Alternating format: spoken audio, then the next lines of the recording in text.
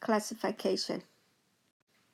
Elements can be classified by their property and location on the periodic table as either metal, non-metal, or metalloids. If you look at the periodic table of the element, this is the one that we see on the region, you see that there is a black line.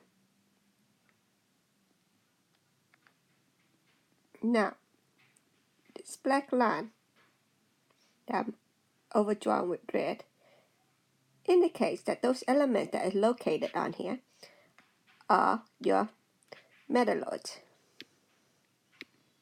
And it also includes germanium, which is element 32, and lead, element 51.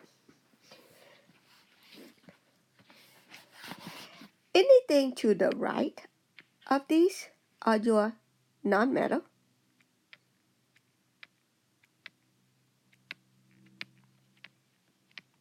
And anything to the left are your metals.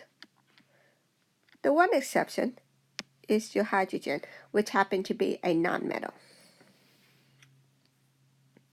As we mentioned before, there are three classifications: metal, non-metal, and metalloids.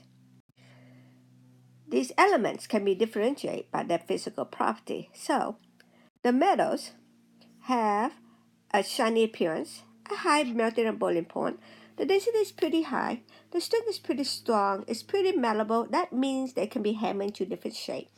And it's pretty ductile. That means it can be drawn out like wires. And it's a good conductor of heat and electricity. Meanwhile, the non-metals tend to be dull in looking, lower temperature melting and boiling point than metal.